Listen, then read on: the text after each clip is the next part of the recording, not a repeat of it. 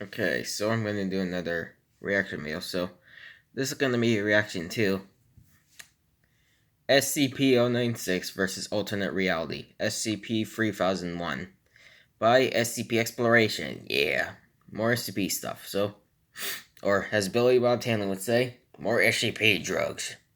Alright, let's get on with this. SCP-096, one of the scariest SCPs in the Foundation, is famous for reaching just about anyone that remotely looks at its face. Whether you're on a plane or in a submarine on the bottom of the ocean, it doesn't matter where you are. The Shy Guy will find you. But what if we trapped it in an alternate dimension? SCP-3001, for example. I almost imagine he'd find some way to escape. In this SCP exploration episode, we try to answer this question.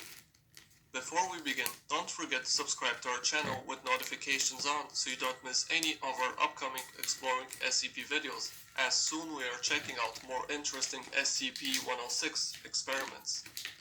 Also, in this video we will be referring to our What is SCP-106 video, so definitely make sure to check it out if you haven't already. The first logical thing to do would be to look for such an experiment in the SCP Wiki, but unfortunately we don't find any. If we check out the SCP Sandbox Wiki, however, the wiki where one posts his or her entry to be critiqued before posting it on the official wiki, we find something similar. In a document called SCP-096 Termination Log, SCP-106 is shown a picture of the Shy Guy which results in them encountering one another.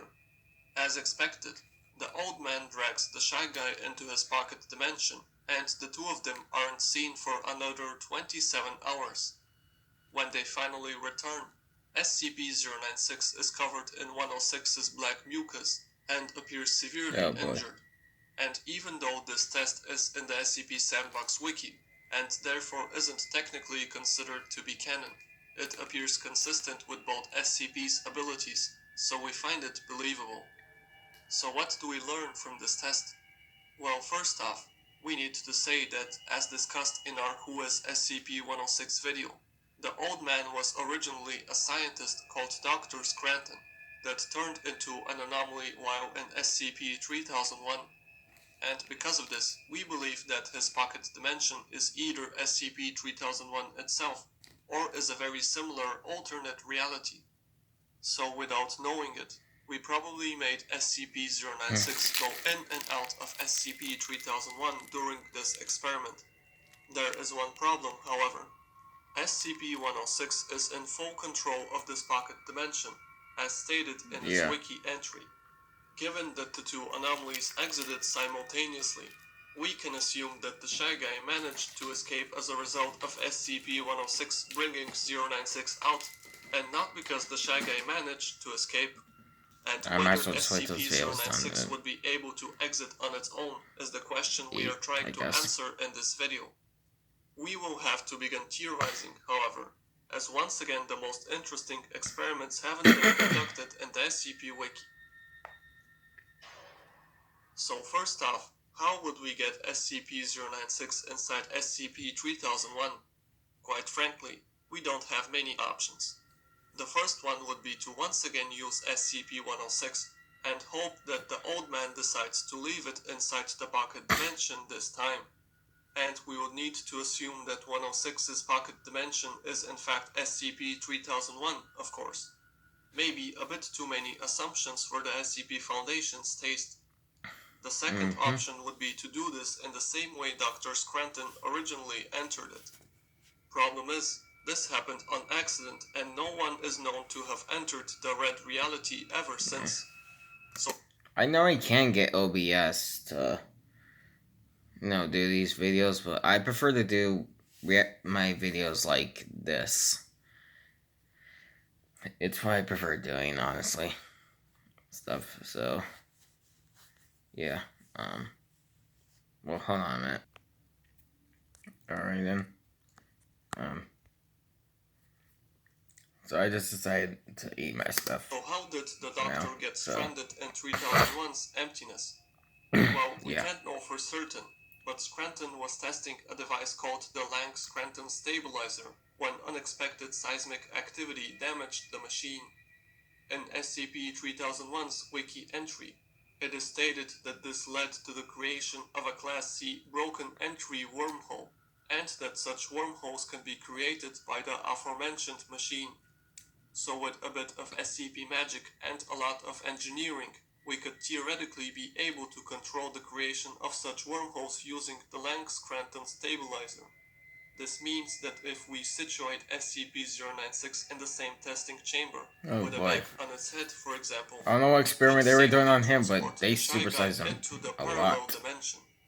Whether this is actually possible is up to debate, of course, but for the sake of this video, let's assume it is.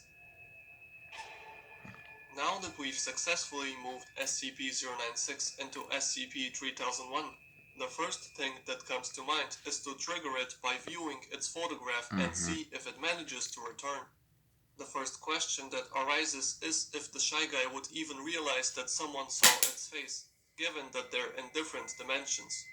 Such an experiment has never been performed in the SCP Foundation, but given the fact that SCP-096 is an anomaly and telepathically senses that someone on the other side of the planet has viewed its face, it would be reasonable to assume There's the Unity version that so the Shy Guy starts raging never got looking released for its because target, but SCP the Unity got canceled. to be found. What does SCP-096 do when it realizes it can't reach its victim? If we check out the SCP-096 versus SCP-682 experiment, we get a rough understanding. During this testing, they had a big, after fighting each other for more than 27 hours, the two anomalies both stop attacking. Battle. The indestructible lizard is heavily injured, and the Shy Guy appears to be very upset SCP Smash Bros. Brawl battle. This, together with the SCP-096 versus SCP-106 experiment, shows us that when unable to reach or eliminate its victim, the Shy Guy remains disturbed but recovers after some time. This means that it is unlikely that SCP-096 would forever run in circles and scream inside SCP-3001. Oh boy. But let's answer the main question. Would the Shy Guy manage to escape? To help us answer, we will briefly go over how Dr. Scranton managed to escape the red reality in the first place. But something important that we need to note, not only the Doctor, but also a recording machine, the so-called Red, was transported into SCP-3001.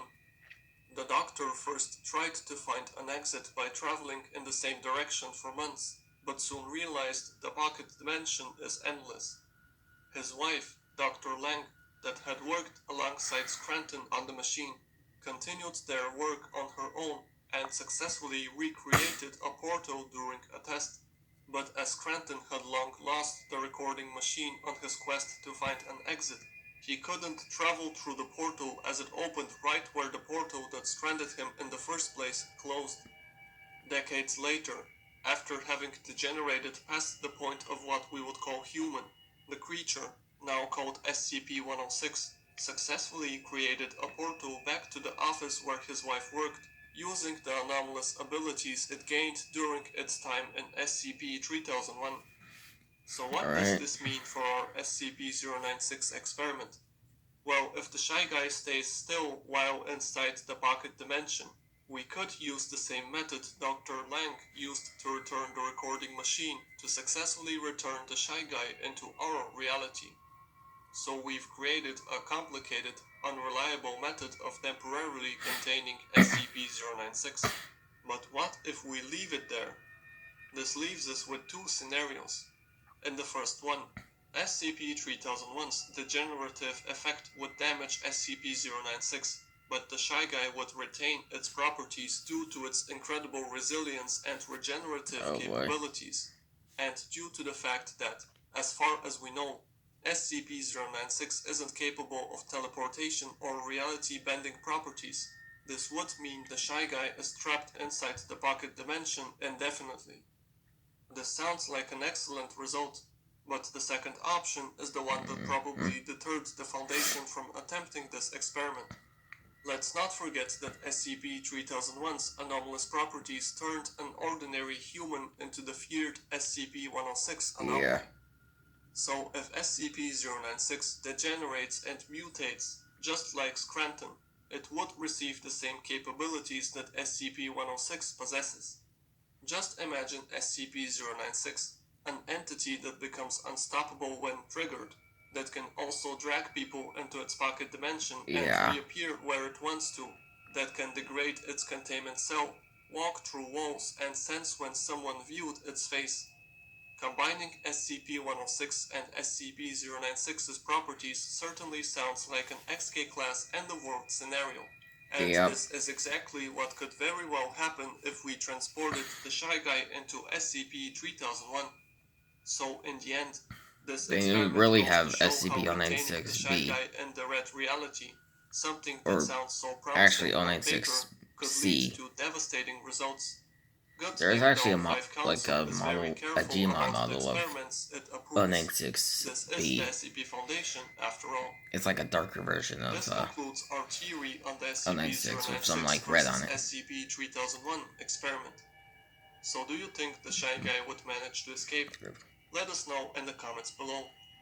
Please make sure to leave a like if you enjoyed the video, and don't forget to subscribe if you enjoy this type of content, as we have many more interesting SCP videos coming up in our top 5 SCP series, and soon we're exploring more hypothetical scenarios about SCP-096. And as always, we will see you in the next video. Alright. Okay, so that's gonna be it for my reaction to SCP-096 versus Alternate Reality, SCP-3001 by SCP Exploration. So, hope you all enjoyed the reaction. The link to the original video will be in the description below if you'd like to check it out. And I'll see you guys all next time.